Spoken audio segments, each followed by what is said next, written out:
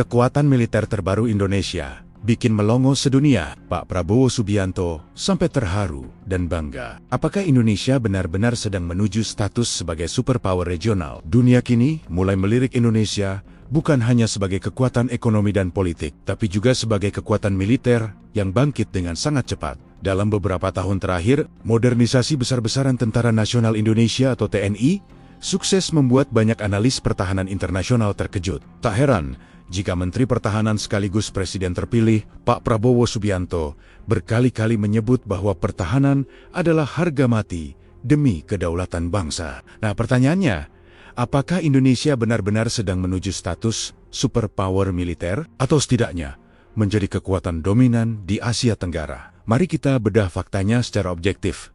Pertama, modernisasi alutsista. Indonesia kini tidak main-main. Kita tidak lagi hanya fokus pada jumlah, tapi sudah memasuki fase lonjakan kualitas. Ada beberapa langkah strategis yang bikin dunia terkejut. Salah satunya adalah pengadaan jet tempur Rafale dari Prancis. Ini adalah jet tempur generasi 4,5 dengan avionik super canggih dan radar AESA. Tak hanya itu, kita juga mengamankan kontrak pembelian F-15X dari Amerika Serikat, salah satu jet tempur terkuat di dunia untuk superioritas udara jarak jauh. Di laut, Frigat Merah Putih dan berbagai kapal perang modern hasil produksi dalam negeri mulai mendominasi. Dan yang tak kalah penting, Indonesia kini sudah masuk ke era peperangan modern dengan mengembangkan drone mail dan UAV tempur untuk pengintaian dan serangan. Artinya, apa? Indonesia tidak lagi sekedar menjadi pembeli senjata, tapi kita sedang membangun kekuatan tempur berlapis yang solid. Kedua, kekuatan darat. TNI Angkatan Darat masih menjadi tulang punggung pertahanan nasional kita. Fakta penting yang perlu kita tahu adalah TNI AD memiliki jumlah personel aktif terbesar di Asia Tenggara. Kekuatannya didukung oleh alutsista modern seperti tank tempur utama Leopard 2 RI, tank medium Harimau, hasil kerjasama dengan Turki, serta berbagai sistem artileri canggih. Jangan lupakan pasukan elit kita seperti Kopassus yang kemampuannya dalam operasi hutan, perkotaan, dan anti-teror sudah diakui di seluruh dunia. Keunggulan ini membuat Indonesia sangat superior dalam perang di wilayah yang luas dengan medan yang beragam, sesuatu yang tidak semua negara mampu melakukannya.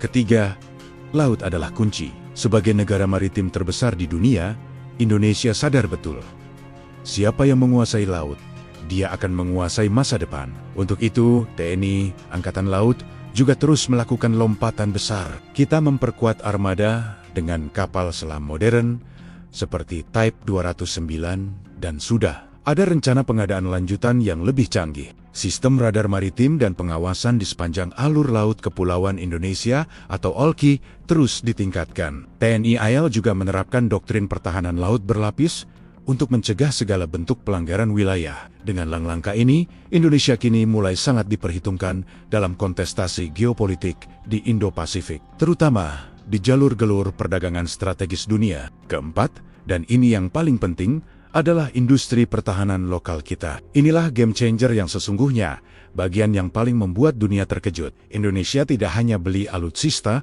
tapi kita juga membuatnya sendiri. Ada PT Pindad yang memproduksi berbagai senjata, amunisi, dan kendaraan tempur. Ada PT PAL yang sukses membangun kapal perang canggih, mulai dari kapal LPD hingga frigat modern. Lalu ada PT Dirgantara Indonesia yang terus berinovasi dalam pembuatan pesawat terbang dan UAV, seperti yang sering ditegaskan oleh Pak Prabowo. Bangsa yang tidak bisa membuat senjatanya sendiri tidak akan pernah banner-banner merdeka. Kemandirian ini membuat posisi Indonesia jauh lebih kuat, karena kita tidak akan mudah ditekan secara politik maupun militer oleh negara lain. Lalu, pertanyaan besarnya, apakah Indonesia sudah menjadi superpower militer? Jawaban jujurnya secara global mungkin belum. Tapi secara regional, Indonesia jelas adalah kekuatan militer nomor 1 di ASEAN. Kita juga menjadi salah satu yang paling disegani di kawasan Indo-Pasifik yang lebih luas. Mengapa? Karena kita punya kombinasi yang langka, jumlah personel yang besar, wilayah yang strategis, ekonomi yang terus tumbuh, dan yang terpenting, industri pertahanan yang mandiri. Indonesia saat ini sering digambarkan sebagai sleeping giant yang sedang bangun. Jadi kesimpulannya, dunia melongo, dan kita sebagai bangsa Indonesia patut bangga. Kekuatan militer Indonesia hari ini bukanlah hasil kebetulan, melainkan buah dari strategi jangka panjang yang matang. Dengan kepemimpinan pertahanan yang visioner, dorongan kuat untuk kemandirian alutsista, dan posisi geopolitik yang sangat strategis, Indonesia bukan lagi sekadar penonton di panggung dunia. Bukan tidak mungkin, dalam 1 dekade ke depan, bendera merah putih akan berkibar sebagai simbol kekuatan militer utama di Asia, yang disegani oleh kawan dan sangat diperhitungkan oleh lawan. Terima kasih sudah menonton, jangan lupa bagikan video ini agar semakin banyak yang bangga menjadi Indonesia. Sampai jumpa di video selanjutnya.